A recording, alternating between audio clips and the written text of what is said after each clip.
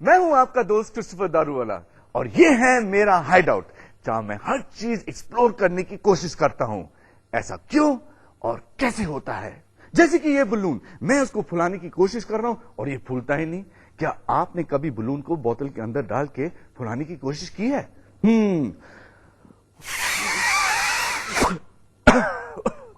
Daily life में ऐसे बहुत सी चीजें होती हैं जिसके बारे में हम सोचते भी नहीं और जानते भी नहीं। ऐसे सवाल मेरे दिमाग में आते रहते हैं and I am sure Deepika और शिवम के दिमाग में भी आ रहे होंगे। आखिर ऐसा होता क्यों है? टॉर्च लाइट क्यों देती है? पंखा हवा क्यों? बड़े बड़े जहाज पानी में डूब क्यों नहीं जाते? छोटी छोटी पतंगे हवा में उड़ कैसे लेती हैं? टीवी पे पिक्चर कैसे आती है? टेलीफोन में आवाज? हम पेट्रोल पीकर क्यों नहीं चलते और गाड़ियाँ खाना खाकर? अगर ये दुनिया सचमुच गोल है तो हम फिसल कर गिर क्यों नहीं जाते? क्यों? आखिर क्यों?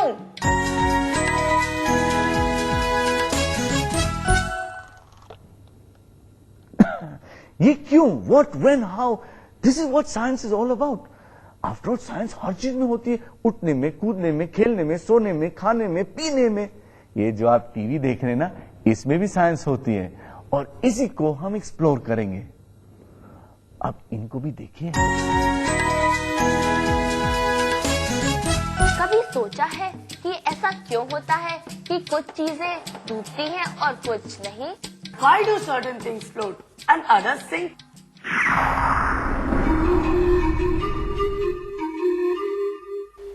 हल्की सी पत्ती या मोटी ताजी भैंस और हिप्पोपोटामस।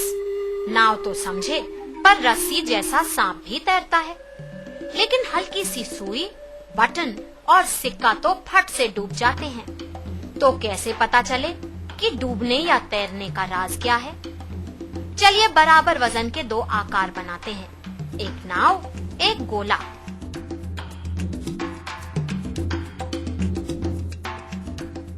नाव तो तैर रही है, लेकिन गोला पहुंच गया सतह पर। मतलब अकेला वजन तय नहीं करता डूबना या तैरना। तो क्या आकार मतलब शेप का रंग है? ये भी देखते हैं कुछ गोल बॉल्स की मदद से। छोटी मगर भारी गेंदें तो डूब गईं, लेकिन हल्की पर बड़ी बॉल मजे में तैर रही है। मतलब सिर्फ आकार भी डूबने या तैरने का कारण नहीं।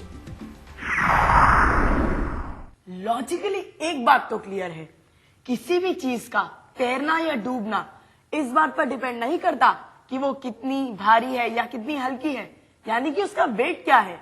ना ही सिर्फ इस पर कि वो कितनी छोटी या बड़ी है, और ना ही इस पर कि उसका शेप यानी कि उसका आकार क्या है।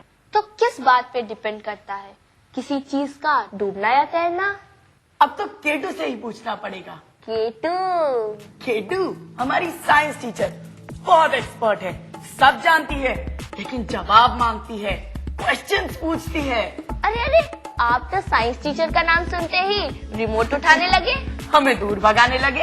अरे डरिए नहीं, केटू बहुत स्पेशल है। हम बच्चों की इस साइंस की दुनिया की सबसे मजेदार और इम्पोर्टेंट मेंबर।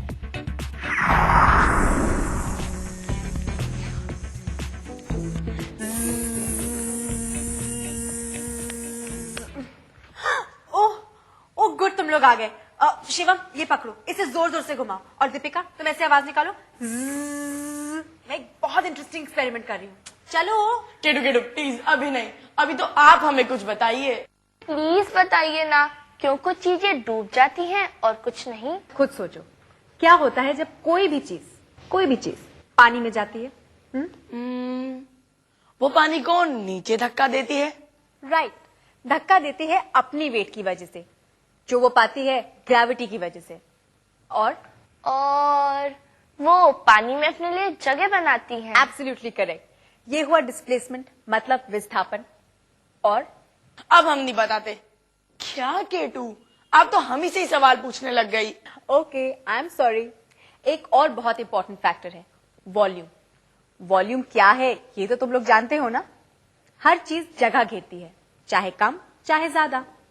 जितनी वो जगह घेरती है उसी को हम वॉल्यूम कहते हैं। और ये भी फ्लोटेशन का बहुत इंपॉर्टेंट फैक्टर है। बाकी मैं कुछ नहीं बताऊंगी, तुम दोनों खुद पता करो क्यों और कैसे। जाओ शिवम, वो स्प्रिंग बैलेंस ले लो। अब मिलेगा सब कुछ किचन और बाथरूम में। Bye bye, happy experimenting.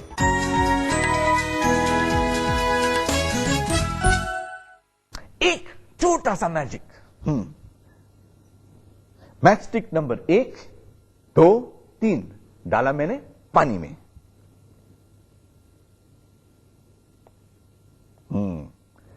Magic liquid. अरे ये तो स्पीड बोट की तरह चारों तरफ भाग रही है।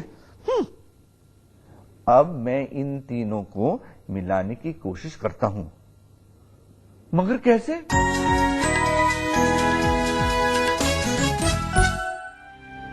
EduSat, bridging the divide.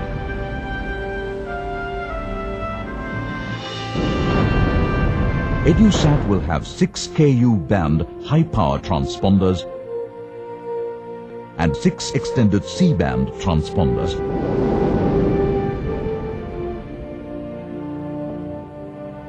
The 6 Ku band transponders of GSAT-3 will allow 5 spot beams and 1 national beam. 6 extended C-band transponders would provide a national beam. The network could be used for conducting live virtual classroom, providing access to library database, video programs, teaching material, and radio and data broadcasting. Also, such network will enable sharing of best resources by rural educational institutes. Undoubtedly, EduSat could be a very effective means to carry quality educational resources to the rural areas and thus bridge the divide between rural and urban areas.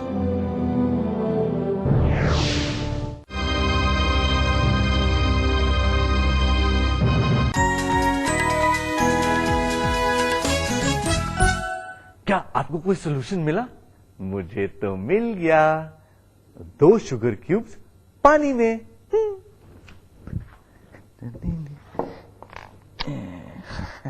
देखो कैसे वापस आ रही हैं।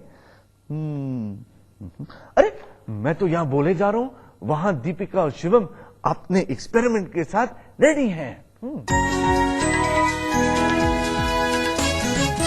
अब हम experiments करेंगे, दिमाग के घोड़े दौड़ाएंगे। तगड़ा तगड़ा या तगड़ा ओ तगड़ा। मिस्टर टक टक, अब अपने घोड़े दौड़ाना बंद करो। Okay.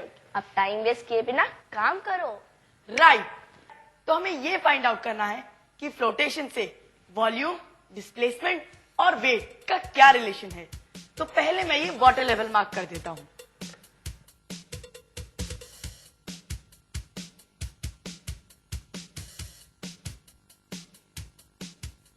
अरे ये तो तैर रहा है। ये कौन सी नई बात है? ये तो हम लोग रोज बाथरूम में देखते हैं। अरे ये क्या कर रही हो? अच्छे खासे तैरते मग को डुबा के मार रही हो। तुम लड़कियां भी ना। बेचारा मग। बेचारा मग नहीं, भारी मग। मैं इसको ऐसे दबाकर इसका वेट बढ़ा रही हूँ। अरे देखो पानी ऊपर आ रहा है, यानी वॉल्यूम उतना ही है, लेकिन जैसे जैसे तुम मग को और ज्यादा अंदर धक्का दे रही हो, वो ज्यादा पानी डिस्प्लेस कर रहा है। मतलब ये कि पानी के अंदर ये जितनी जगह घेर रहा है, बिल्कुल उतना ही पानी ये डिस्प्लेस भी कर रहा है। शिवम ये देखो, जब मैं इस मग को नीचे पुश कर रही हूँ ना, तब ये पानी मुझे मतलब इस मग को ऊपर पुश कर रहा है। अरे आप थ्रस्ट पढ़ा नहीं था क्या स्कूल में? किसी भी चीज के फ्लूइड के अंदर जाने पर ऊपर की तरफ उछाल। अब थ्रस्ट वो फोर्स है जो ग्रेविटी के विरुद्ध काम करती है। ग्रेविटी के विरुद्ध मतलब पानी में जाने पर किसी भी चीज का वेट कम हो जाता है। अरे इसी प्रॉपर्टी को तो बॉयंसी कहते हैं। पानी का लेवल देखिए, बिल्कुल पहले जितना, और अब ये मग अंदर फ्लोट कर रहा है। चलो अब हम इस मग का वेट पानी के साथ लेते हैं। हाँ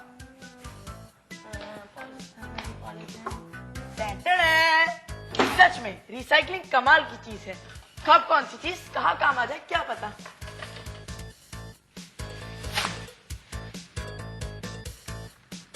carefully.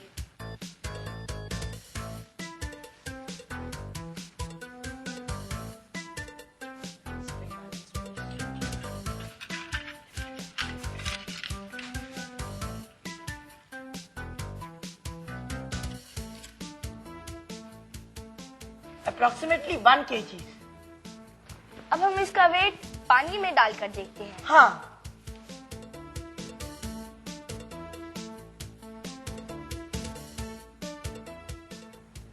अरे देखो 0 kg. मतलब पानी के अपथ्रस्ट ने इसका वेट 0 कर दिया है। ग्रेट!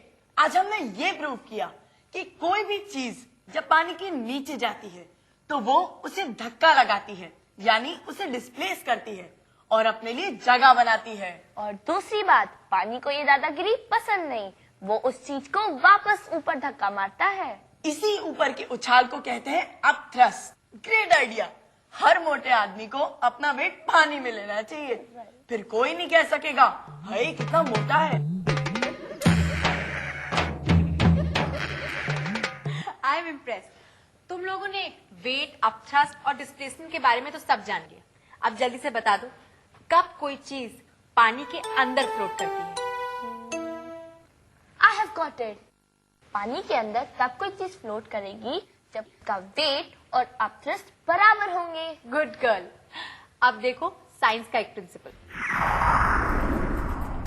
ये है आर्किमिडीज, एक ऐसे मैथमेटिशियन जिन्होंने कई हजार साल पहले तय किया डूबने या तैरने का नियम। आर्किमिडीज ने पाया कि जब कोई चीज किसी लिक्विड में आधी या पूरी डूबती है तो उसे ऊपर की तरफ एक उछाल मिलता है। इस ऊपरी उछाल का बल विस्थापित लिक्विड मतलब डिस्प्लेस्ड लिक्विड जितना होता है। इसीलिए फ्लोट करने के लिए किसी भी चीज को अपने वजन जितना पानी विस्थापित करना होगा। इस नियम को समझते हैं। ये प्लेट पानी में तैर रही है क्योंकि पानी का ऊपरी उछाल प्लेट के वजन से ज्यादा है, लेकिन जैसे जैसे हम प्लेट पर वजन बढ़ाते हैं वैसे वैसे प्लेट पानी के और अंदर जाती है। जब प्लेट का वजन अपथ्रस्ट से ज्यादा हो जाता है तो वो डूब जाती है।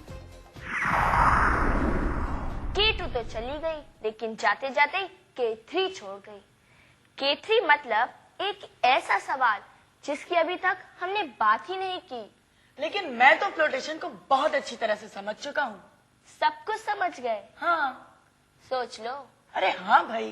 तो ठीक है, अब हाथ ऐसे करो, ऊपर नीचे। अरे भाई दीपिका, हम पीटी कर रहे हैं, साइंस समझ रहे हैं। साइंस ही समझ रहे हैं, लेकिन अब तुम मुझे ये बताओ कि जब हम अपनी पोजीशन चेंज कर रहे थे तब क्या हमारा वेट चेंज हो रहा था? बुद्धू समझ रखा है क्या? ऑफ कोर्स नहीं बदल रहा था। बॉल जैसे कर्ल होकर पानी में जाओगे तो डूबोगे या तैरोगे? I know enough swimming for that, Deepika. मैं क्या, अगर कोई और भी बॉल जैसे कर्ल होकर अगर पानी के अंदर जाएगा ना तो वो भी डूब जाएगा। अगर आपको पानी में तैरना है तो आपको फ्लैट लेटे रहना चाहिए और करेक्ट ब्रीदिंग करनी चाहिए। करेक्ट। इसका मतलब वेट सेम, लेकिन एक पोजीशन में तैरेंगे और दूसरे में डूबेंगे। ऐसा क्यों? ये है K3। इसके बारे में तो हमने सोचा ही नहीं। इस क्यों का जवाब तो मुझे भी नहीं पता। पानी में पैर पकड़कर गोल होकर जाओ तो डूब जाते हैं, पर सीधे लेटकर डूबते नहीं। एक आकार में एक ही व्यक्ति तैरता है, एक में नहीं। बात समझने के लिए समझनी पड़ेगी डेंसिटी या घनत्व। घनत्व मतलब चीज के मॉलिक्यूल्स कितने पास पास या दूर दूर हैं। गैसेस की डेंसिटी सबसे कम होती है। मॉलिक्यूल्स हिलते रहते हैं, तभी तो आकार नहीं होता। लिक्विड्स या द्रव्य गैसेस के मुकाबले ज्यादा घने होते हैं, तभी तो वो उस चीज की शेप लेते हैं जिसमें रखे जाते हैं। लेकिन उनसे भी ज्यादा घनत्व है सॉलिड्स या ठोस चीजों का। इनके मॉलिक्यूल्स एक ही जगह स्थिर रहते हैं, हिलते नहीं। विज्ञान साबित कर चुका है कि जब किसी चीज का घनत्व पानी से कम है तो वो तैरती है, लेकिन अगर कोई चीज पानी से ज्यादा घनी होती है तो वो डूब जाती है। अब आप कह सकते हो कि भाई ये साइंस तो समझ में नहीं आई। भला लकड़ी या किसी दूसरे सॉलिड से बनी बोट की डेंसिटी पानी से कम कैसे हो सकती है? उसे अपने वजन से ज्यादा ऊपरी उछाल मतलब अपथ्रस्ट कैसे मिल सकता है? भाई मिल सकता है। जवाब छुपा है नाव के आकार में। नाव का आकार ऐसा है कि उसके बीच की खाली जगह हवा ले लेती है। इससे उसका आयतन या वॉल्यूम बढ़ जाती है और रिलेटिव डेंसिटी पानी की डेंसिटी से कम हो जाती है। वो डूबती नहीं, तैरती है। इसी तरह हवा से भरा रिंग या जैकेट हमें पानी के ऊपर आसानी से तैरने देता है। इसी तरह जब हम कर्ल होकर पानी में जाते हैं तो हमारा आकार ऐसा हो जाता है कि बहुत कम पानी हमको ऊपर धक्का देता है। कम अपथ्रस्ट होने से हम डूब जाते हैं। तो बॉयंसी के सारे नियम तो क्लियर है। शेप और डेंसिटी इंपॉर्टेंट है, ना कि किसी चीज का वेट। हमने समझा आर्किमेडीज प्रिंसिपल, जो कहता है कि किसी भी चीज को किसी भी लिक्विड के अंदर फ्लोट करने के लिए अपने वजन जितना पानी डिस्प्लेस करना होता है। दीपिका, एक बहुत ही फैसिनेटिंग सवाल मेरे दिमाग में आया है। क्या? पेड़ पौधों को, जानवरों को, मछलियों को कोई ये थोड़ी ना बताता है कि वाटर की बॉयंसी कितनी है, उन्हें कितना पानी डिस्प्लेस करना है। हाँ शिवम, नेचर में भी तो कितने तरीके से बॉयंसी अप्लाई होती होगी। केवल नेचर में ही नहीं, हर चीज में साइंस अप्लाई होती है। जैसे कि मेरा लावा लैम्प, इसमें डालिए थोड़ा सा तेल,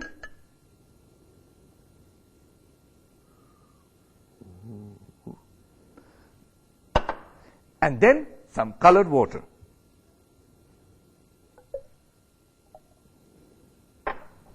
बंद करिए और ये रहा,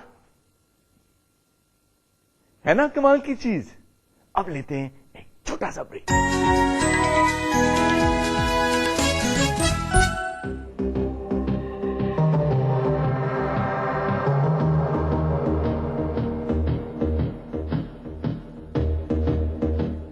है ना चमत्कार? इस चमत्कार पर यह किताब, प्रकाशक विज्ञान प्रसार। ऐसी कितनी ही पुस्तकें, वैज्ञानिकों की जीवनियां, हमारा सौर मंडल, अंतरिक्ष के रहस्य, पर्यावरण, स्वास्थ्य और बच्चों में जिज्ञासा बढ़ाने वाली कितनी ही किताबें। रेडियो धारावाहिक और उनके सीडी, वीडियो फिल्में और सीडी रोम, विद्युत और इलेक्ट्रॉनिक्स के प्रयोग किट, हैम रेडियो, विपनेट और देशव्यापी विज्ञान क्लबों का जाल।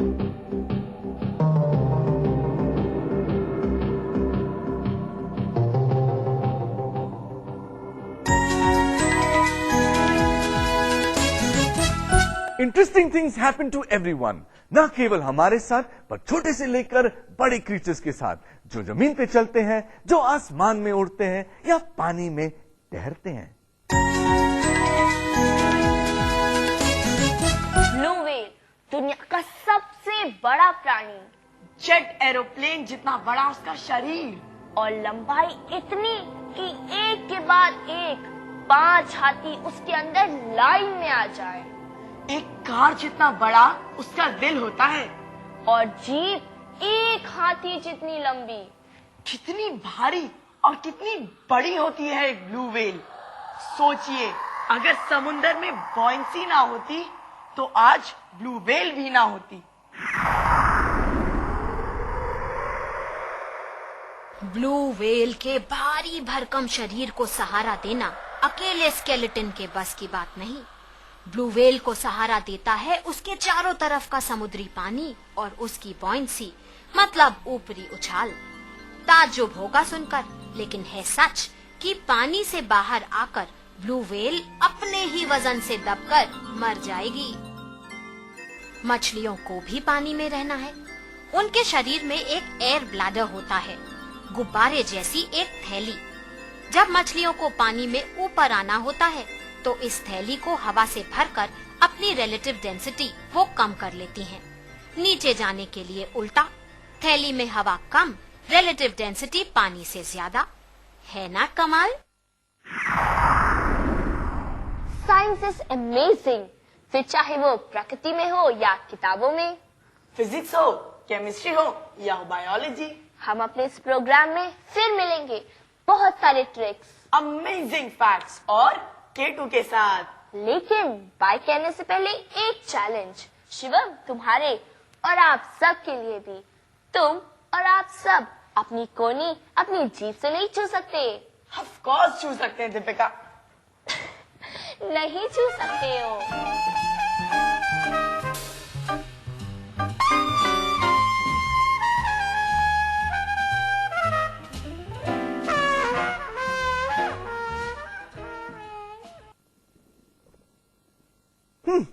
आप सोच रही ये असंभव है, मैं करके दिखाऊंगा।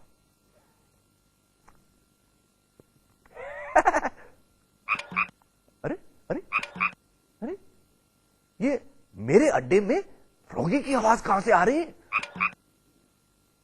Froggy froggy froggy. अरे ये तो कुछ बोलता ही नहीं, पर हम आपको दिखाएंगे एक बोलने वाला फ्रॉगी।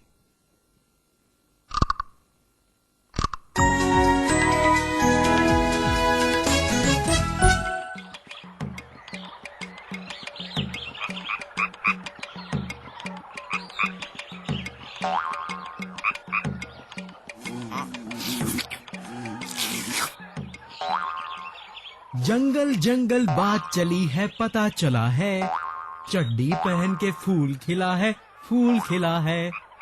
जंगल में डर नहीं लगता? डर कैसा, रेन फॉरेस्ट यानी वर्षावन है, तभी तो जीवन है। ये वर्षावन क्या होते हैं? उष्ण कटिबंधी या टेम्परेट जोन में पाए जाने वाले ये बड़े ही घने और विशाल प्रदेश हैं। यहाँ प्रति वर्ष 4000 मिलीमीटर की औसत वर्षा होती है। ये गर्म और आर्द्र यानी ह्यूमिड होते हैं। सूर्य की तेज धूप पानी को तुरंत ही वाष्पीभूत अर्थात इवापोरेट कर देती है। ये अत्यंत बहुमूल्य जीवन क्षेत्र है। यहाँ पृथ्वी के 40% प्राणी और वनस्पति जीते और पनपते हैं। इनमें कुछ तो अति दुर्लभ हैं। अब जैसे ये अजगर। आदिवासी लोग भी यहाँ रहते हैं। सीमांत खेती भी यहाँ होती है। 12 मास हरे रहने वाले और चौड़े पत्तों वाले वृक्षों से पूर्ण आच्छादित ये वर्षावन हमारी इकोसिस्टम के लिए बहुत ही मूल्यवान है। इनकी कटाई से रेगिस्तान विस्तार बढ़ता है, जो उपजाऊ भूमि को बंजर बना देता है। फिर तो वर्षावनों को बचाना होगा। बेशक, क्योंकि घास, लकड़ी, दवाइयाँ, खुराक और अन्य बहुत सी मूल्यवान वस्तुओं से भरे खजाने के समान है ये वर्षावन। मतलब जंगल है तो मंगल है। ओह, अब मेरे लिए भी टाटा करने का वक्त हो गया है। आज आपने इस प्रोग्राम पे जो भी देखा है, यदि आपको इसके बारे में ज्यादा जानकारी चाहिए, देन राइट टू अस। ऐसा ही होता है 3183 डेकू, ISRO, SAC campus, Ambavadi Vistar, PO, Ahmedabad 380015, or email us at ah3@vigyanchannel.com.